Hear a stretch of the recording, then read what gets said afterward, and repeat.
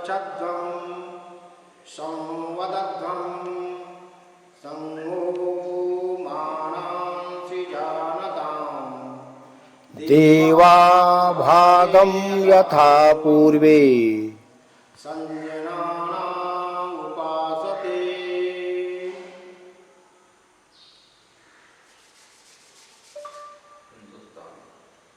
सुप्रभात।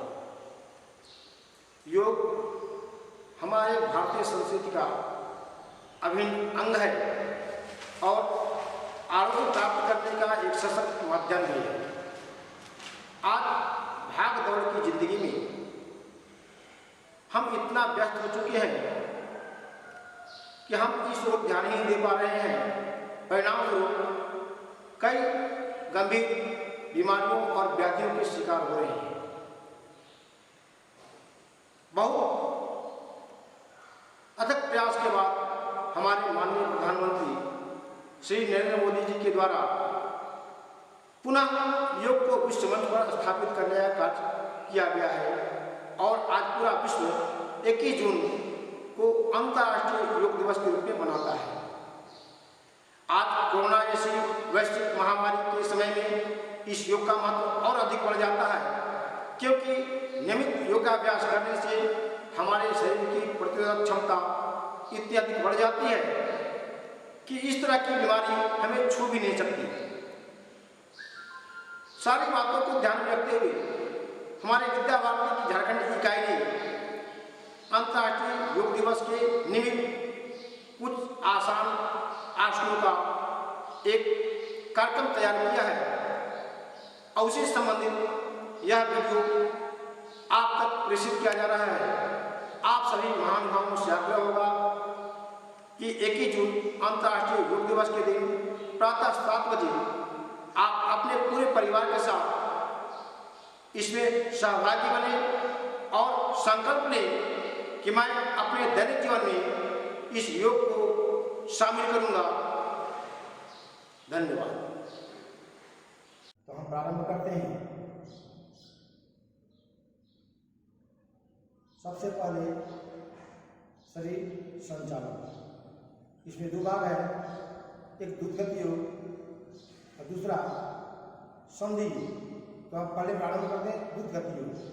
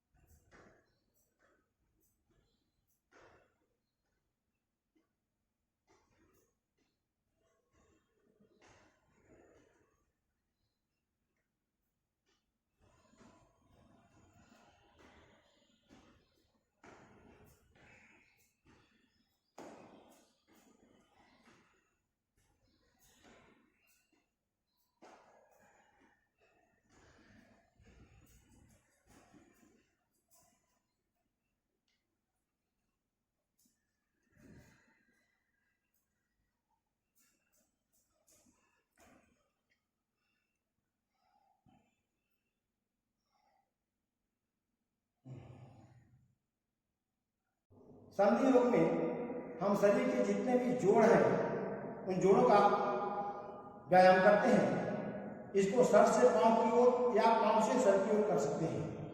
तो हम प्रारंभ करते हैं अपने पांव से सर की ओर। सबसे पहले पैर की उंगली,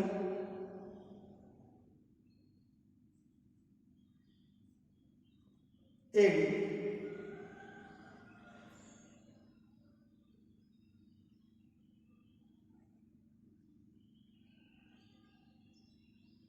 इसी काम को दूसरे पैर से,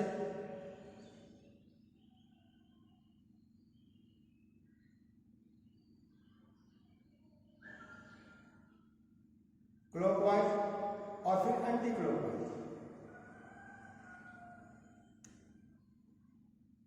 घुटना,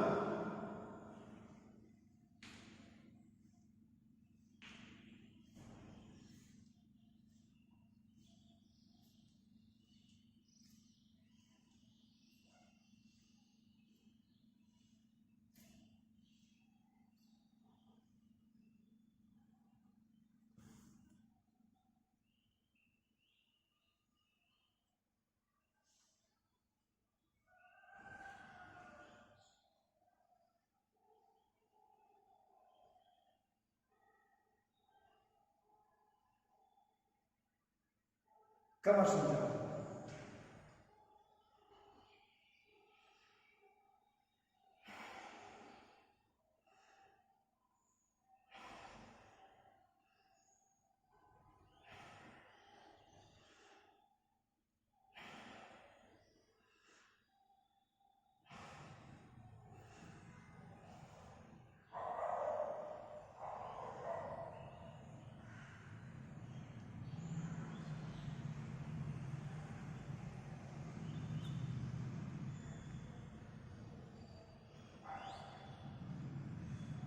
स्कंध,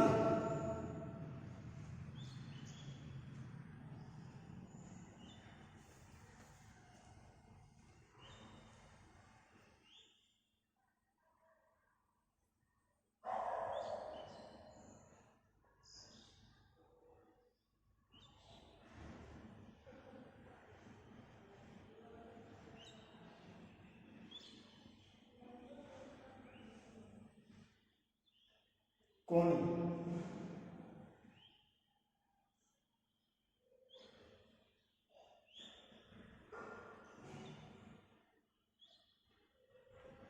कलाई,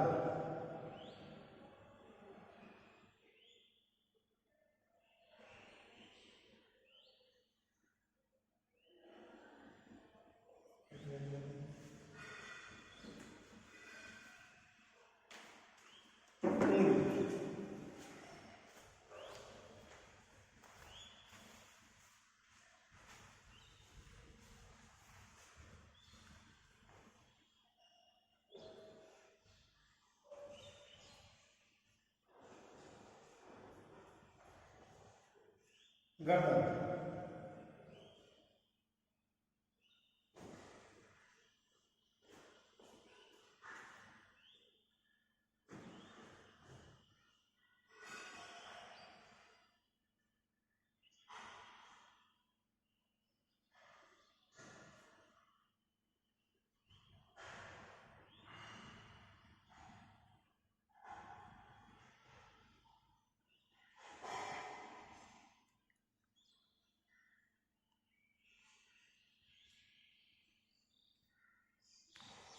इस तरह से शरीर शब्द इस्तेमाल करने से हमारे शरीर की शीतलता दूर होती है और हमारा शरीर योग करने के लिए पूरी तरह से तैयार हो जाता है। मंत्रों के साथ 13 सूर्य नमस्कार आप कर सकते हैं। मैं यहाँ आपको 3 सूर्य नमस्कार प्रतिकात्मक कर रहा हूँ। 3 सूर्य नमस्कार सभी के लिए अनिवार्य है। आप अपनी सुविधा अनुसार यदि आप चाहें तो उसको 13 बार भी कर सकते हैं। सूर्य नमस्कार स्थिति, ओम ध्येय सदा सवितृमंडल मध्यवर्ती नारायण सरसिया सन्नविष्ठ केयूरवान मकर कुंडलवान किरीटी हारी हिरण्यमय बौद्धिक शंख चक्र ओम मित्राय नमः ओम रवये नमः ओम सूर्याय नमः ओम भानुवे नमः। एक श्वास लेते हुए शरीर को ऊपर के खींचे, तड़ासन की स्थिति, शरीर पीछे की ओर पूरा खींचा हुआ लंबी गहरी श्वास भरना है। 2 श्वास छोड़ते हुए आगे झुकना है। पादहस्तासन की स्थिति, अपने हथेलियों से को पैरों के बगल में रखिए और अपने नाक से घुटने को छूने का प्रयास कीजिए। 3, बायां पैर पीछे, पैर का घुटना जमीन से सटा हुआ, दाहिने पैर के ऊपर सीने का दबाव, दृष्टि सामने। 4, दोनों पैर पीछे, दंडासन की स्थिति, सर से पैर तक शरीर एक सीधी में रहेगा। 5, मस्तक, सीना और घुटना को जमीन में सटाना है, यहां श्वास रोक कर रखना है। 6, भुजंगासन की स्थिति। 7, पर्वतासन, एड़ी जमीन से सटी हुई, दृष्टि पीछे की ओर। 8, बायां पैर को उठाकर अपने दोनों हथेलियों के बीच में रखना, दृष्टि सामने, बाएं पैर के ऊपर सीने का दबाव। 9, दोनों पैर आगे, पादहस्तासन की स्थिति। 10, ओम खगाय नमः, ओम पूष्णे नमः, ओम हिरण्यगर्भाय नमः, ओम मरीचे नमः। 1, श्वास लेते हुए एक ही स्थिति। 2, श्वास छोड़ते हुए आगे झुकना, आधा करना। 3, बायां पैर पीछे, श्वास अंदर। 4, दोनों पैर पीछे, दंडासन की स्थिति, श्वास बाहर। 5, श्वास को यहां रोक रखना है। 6, श्वास अंदर, भुजंगासन। 7, श्वास बाहर, पर्वतासन। 8, श्वास लेते हुए दाहिना पैर आगे। 9, श्वास छोड़ते हुए पादहस्तासन। 10, श्वास लेते हुए प्रणाम मुद्रा में आना।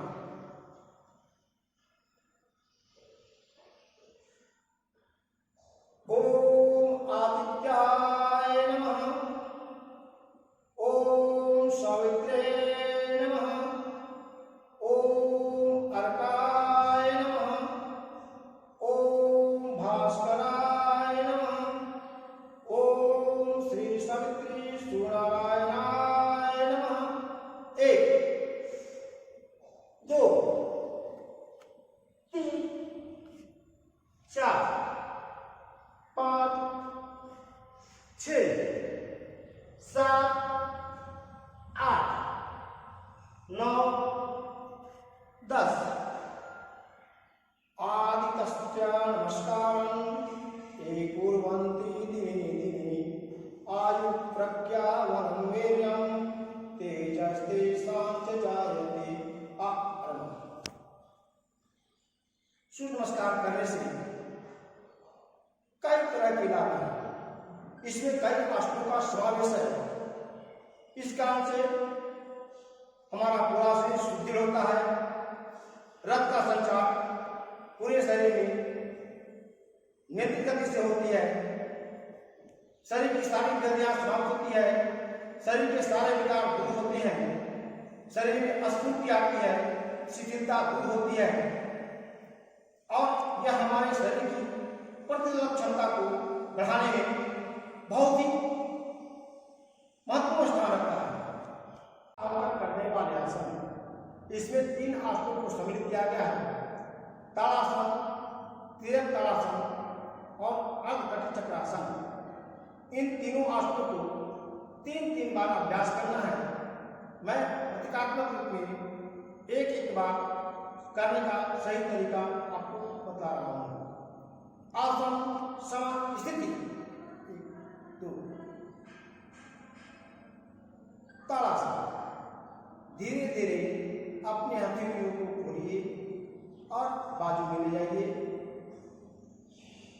हथेलियां जमीन के समानांतर होने के बाद हथेलियों को आसमान की ओर पलटिए। धीरे धीरे हथेलियों को ऊपर की ओर ले जाइए। बिल्कुल हाथ सीधा, हथेलियां आमने सामने, दोनों हाथ कान से सटा हुआ, दोनों हाथ की उंगलियों को आपस में फंसाइए, हथेली को ऊपर की ओर कीजिए और शरीर को जितना संभव हो सके ऊपर खींचने का प्रयास कीजिए। एड़ी उठाते हुए पंजे के ऊपर आइए, लंबी गर्मी श्वास लीजिए और हथेलियों को देखने का प्रयास कीजिए।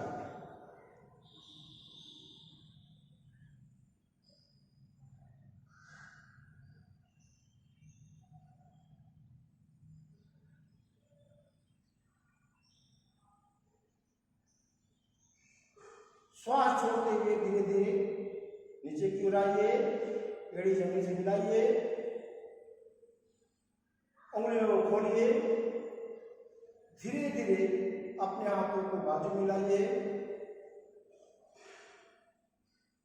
हथेलियों को जमीन की ओर पलटिए, सम स्थिति में वापस आइए। आराम। यह भी ताड़ासन का है दूसरा रूप है। इसमें चूंकि हम शरीर की स्थिति को टेढ़ा करते हैं इसलिए इसका नाम हुआ तिरक ताड़ासन। आसन सम स्थिति 1 2। ताड़ासन की तरह दोनों हथेलियों को बाजू में ले जाइए,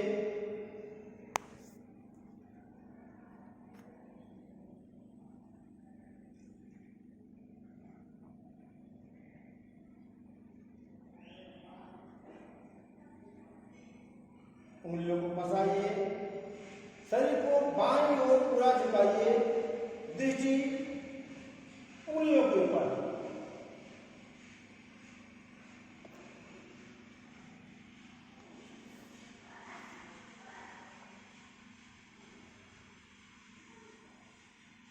श्वास लेते हुए धीरे धीरे वापस आइए। इसी क्रिया को आप दाहिनी ओर कीजिए।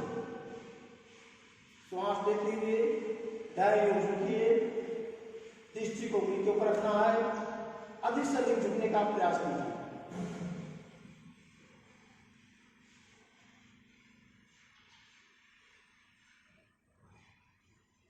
श्वास लेते हुए सीधा हो जाइए, उंगलियों को खोलिए, धीरे धीरे अपने हाथों को बाजू में लाइए, हथेलियां पलटिए, हथेलियों को सुख स्थिति में लाइए। आराम।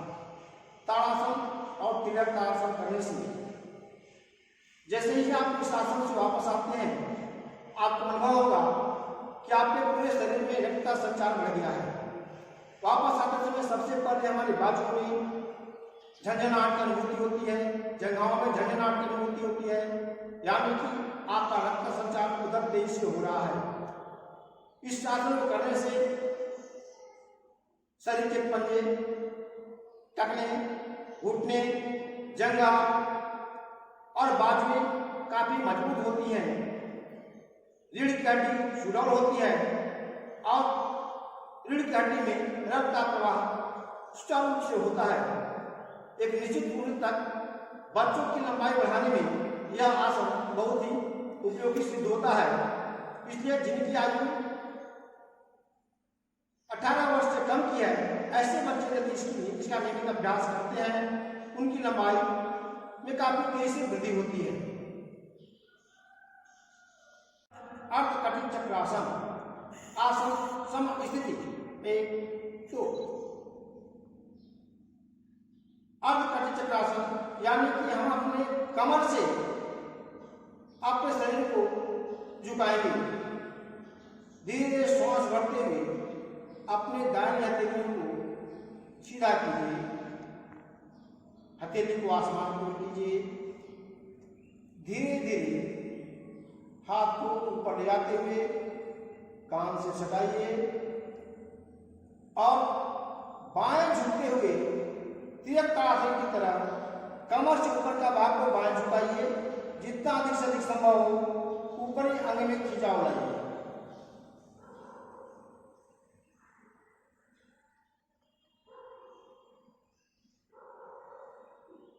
एड़ी जमीन से सटी हुई रहेगी,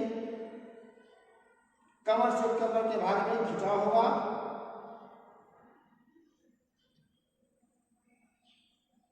श्वास लेते हुए धीरे धीरे सीधा होइए।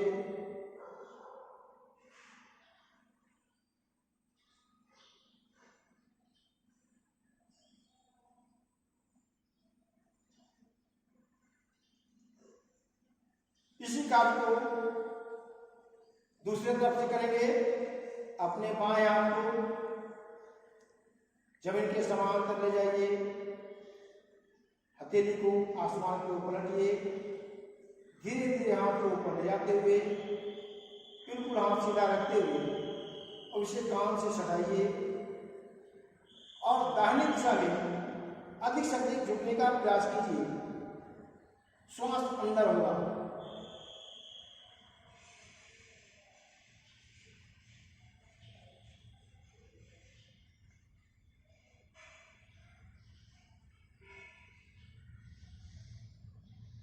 श्वास छोड़ते हुए धीरे धीरे सीधा होइए,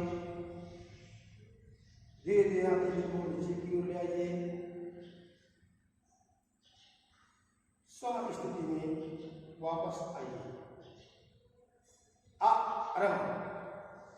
अर्धकर्ण चक्रासन करने से हमारे कमर में तनाव आता है, इस कारण से कमर लचीला होता है।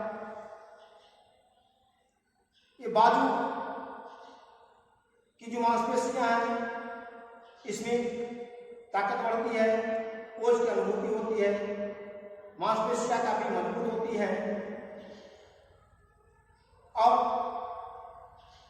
हमारे जो रीढ़ की हड्डी है उसमें भी लचीलापन आता है, जिससे कि इसमें किसी तरह का चोट लगने की स्थिति में नुकसान कम से कम पहुंचता है। हमें वज्रासन का अभ्यास करना है तो कोई भी बैठकर करने के आसन होते हैं उसके पूर्व यह सम की स्थिति है, इसे दंडासन भी कहते हैं। चलिए आप प्रारंभ करते हैं।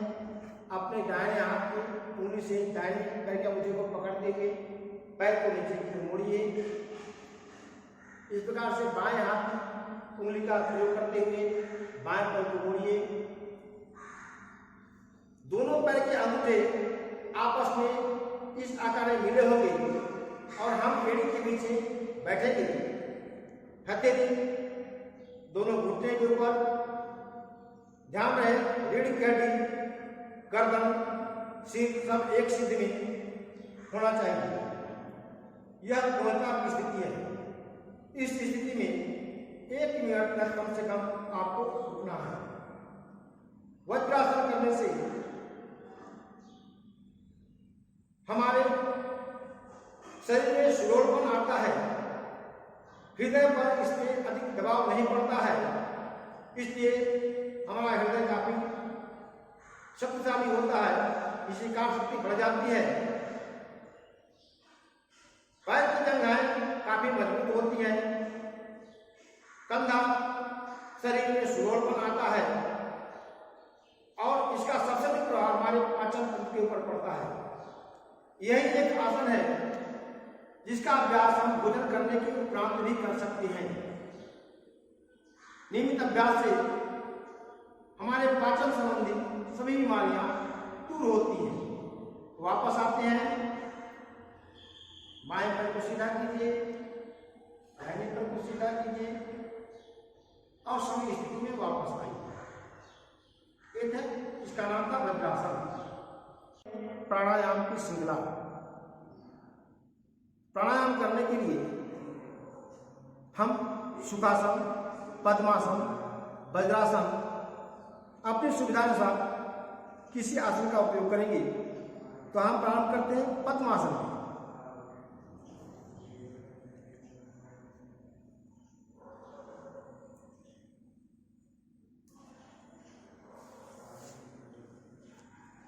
ये पद्मासन की स्थिति है।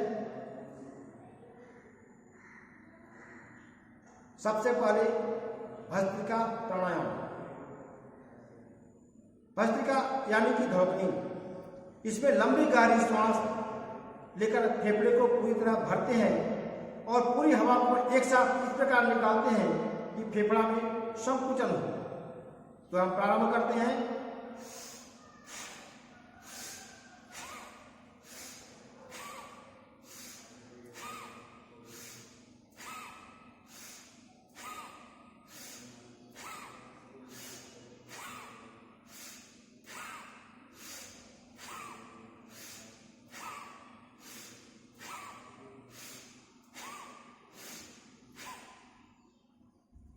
इस भस्त्रिका प्राणायाम को आप लगातार 2 मिनट तक करें। इसे करने से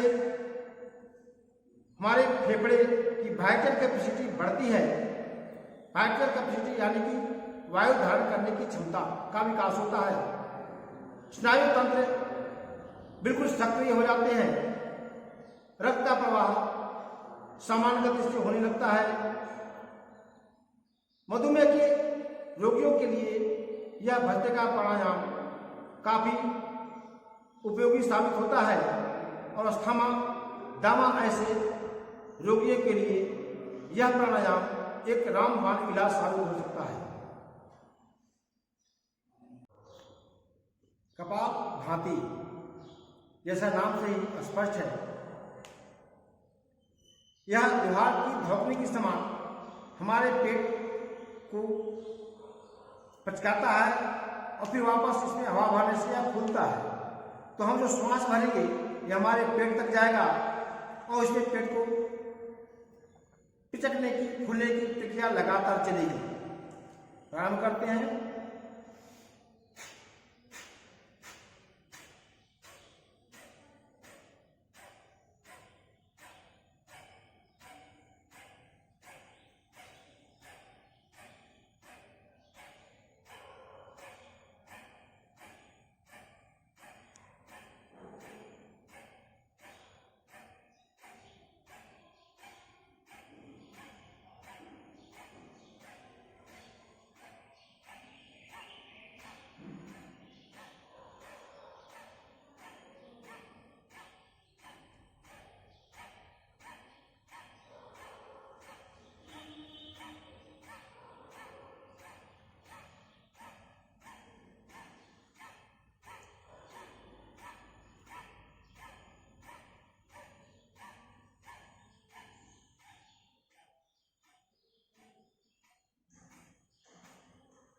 आप इस प्राणायाम का अभ्यास कम से कम 2 मिनट तक करें। इस प्राणायाम करने से चयापचय की क्रिया सुदृढ़ होती है। शरीर के विषैले जो पदार्थ होते हैं बाहर निकलते हैं। इस कारण से गंभीर बीमारियां स्वतः ही समाप्त हो जाती है। त्वचा में निखार आता है। श्वसन तंत्र सक्रिय रहता है। मधुमेह के रोगियों के लिए यह लाभकारी है। अस्थमा, दमा से ग्रसित रोगियों के लिए भी यह काफी लाभकारी है। इसे हमारे फेफड़े मजबूत होते हैं, हृदय ठीक ढंग से कार्य करता है और इसका सबसे अधिक गहरा प्रभाव हमारी जठराग्नि के ऊपर पड़ता है। इस कारण से पाचन तंत्र बिल्कुल सुदृढ़ रहता है। आप इसका नियमित अभ्यास करें। अनुलोम विलोम जैसा कि नाम से ही स्पष्ट है, एक नासिका से श्वास लेना, दूसरे छोड़ना। योग शास्त्र में हमारी जो दाहिनी नासिका है इसको सूर्यनाड़ी कहा जाता है और बाएं नासिका को चंद्रनाड़ी कहा जाता है। तो हम सूर्यनाड़ी को बंद कर सकते हुए चंद्रनाड़ी से अपने श्वास को ग्रहण करते हैं। लंबी गहरी श्वास लेकर फेफड़े को पूरी तरह भरिए। अब बाएं नासिका को बंद रखते हुए दाहिनी नासिका से पूरे श्वास को बाहर निकालिए। पुनः दाहिनी नासिका से श्वास को ग्रहण कीजिए और दाहिनी नासिका को बंद रखते हुए बाएं नासिका से श्वास को बाहर छोड़िए। यह एक चक्र पूरा हुआ। इस प्रकार से हमें 12 चक्र का अभ्यास करना है। तो प्रारंभ करते हैं।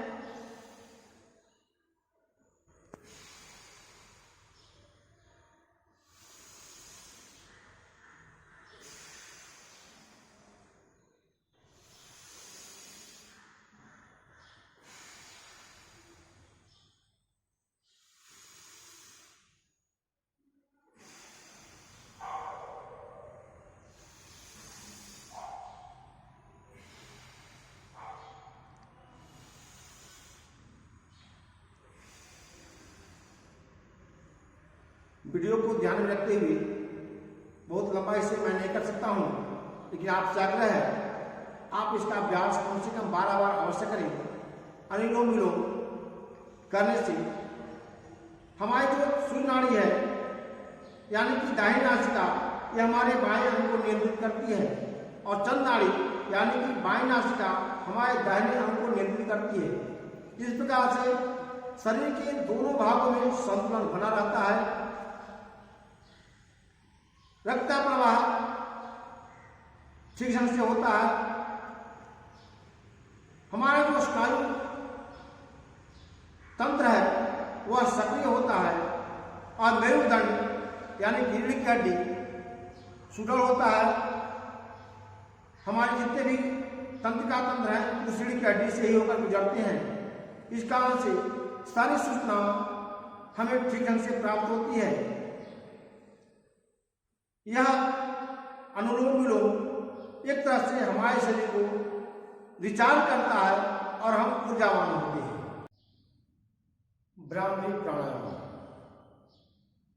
भ्रामरी यानी कि भंवरे के गुंजन के समान आवाज उत्पन्न करना, इसलिए इसका नाम पड़ा भ्रामरी। तो अपने दोनों हाथ के अंगूठे से आपके कान के ऊपर जो यह मसल है उसको दबाते हुए कान को बंद कीजिए। तर्जनी ललाट के ऊपर, शेष उंगलियां आंख के ऊपर हुए आंख को बंद कीजिए। जीवा जो है इसको ऐसा पलटते हुए ऊपर तालू में सटाइए। लंबी गहरी श्वास लीजिए और ओम की ध्वनि उत्पन्न कीजिए। मुंह बंद रहेगा।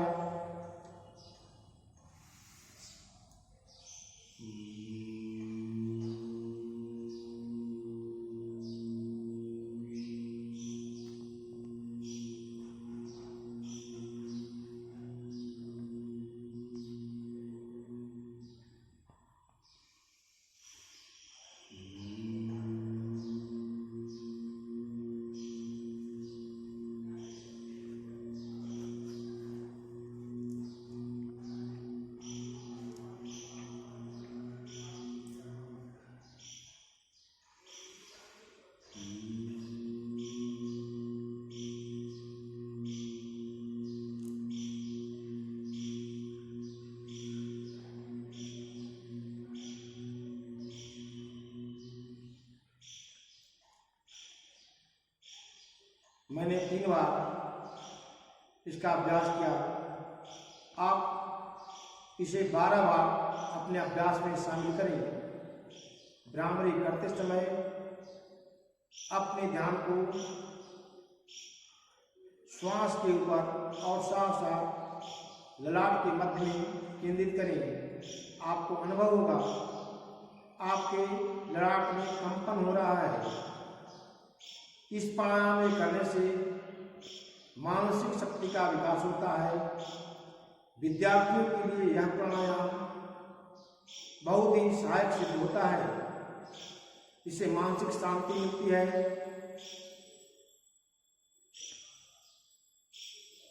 तनाव दूर होता है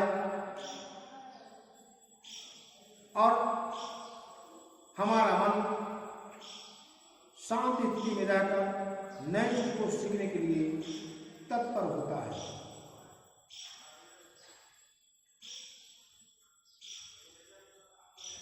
भ्रामरी के बाद हम करते हैं उद्गीत प्राणायाम। उद्गीत यानी कि ब्रह्म नाम जिसको कहते हैं, इसका उच्चारण करना, ओम का उच्चारण करना। इसका भी अभ्यास 12 बार करना है। प्रतीकात्मक रूप में मैं इसे 3 बार करके बतलाता हूँ। लंबी गहरी श्वास लीजिए।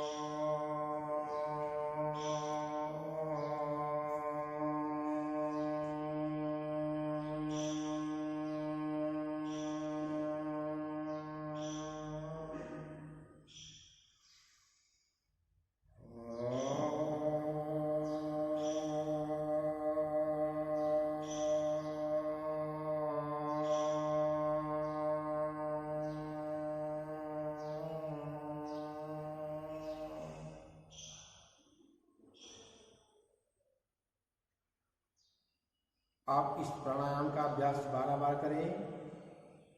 इसका नियमित अभ्यास करने से हमारे चारों ओर सकारात्मक ऊर्जा का विकास होता है। इस प्राणायाम करने से मानसिक और आध्यात्मिक दोनों तरह के लाभ प्राप्त होते हैं। हमारे आस पड़ोस का वातावरण हमारे अनुकूल होता है, मन को शांति मिलती है, हमारा शरीर ऊर्जावान बनता है, सारे तनाव दूर होते हैं। अवसाद से ग्रसित व्यक्ति यानी कि जिस व्यक्ति को अधिक गुस्सा आता है, गुस्सा पर नियंत्रण प्राप्त करने के लिए यह प्राणायाम काफी सहायक सिद्ध होता है।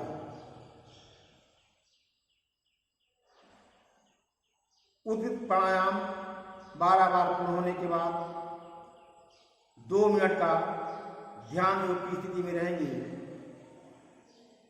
अपने आंखों को बंद रखते हुए अपने ध्यान को आपके ललाट के मध्य में जहाँ तिलक लगाते हैं, माताएं बहनें जहाँ बिंदी लगाती हैं, आप अपने ध्यान को वहाँ एकाग्र करने का प्रयास करेंगे। वहाँ आपको जलते हुए दीपक के लौ की अनुभूति होगी। उस लौ में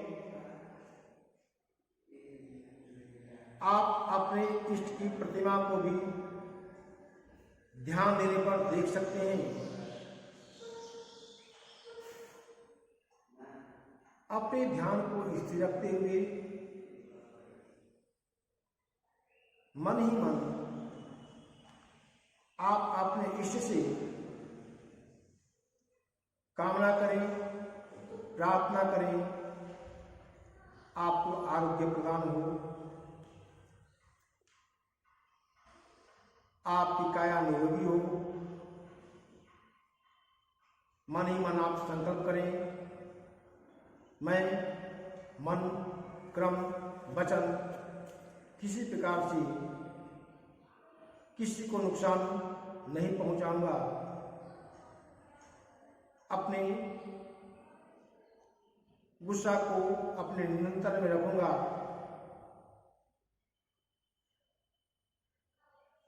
हमारे व्यवहार से किसी को किसी प्रकार कष्ट नहीं होगा। ऐसी भावना का आप विकास करें और अपने अंदर सकारात्मक सोच का विकास करें। आपके मार्ग में आने वाली बाधाएं स्वतः दूर होती चली जाएगी। 2 मिनट का ध्यान पूर्ण होने के बाद हम मंत्र के साथ अपने कार्यक्रम का समापन करेंगे।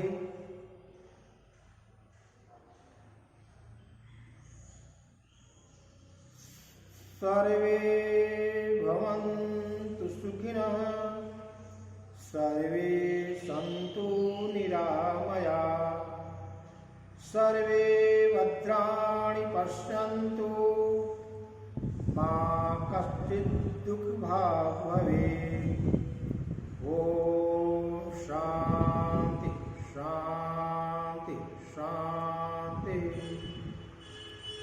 दोनों हथेलियों को आपस में रगड़िए। हथेली गर्म होने के बाद इस हथेली को कटोरीनुमा बनाते हुए अपने आंखों के ऊपर रखिए और आंख को खोलिए।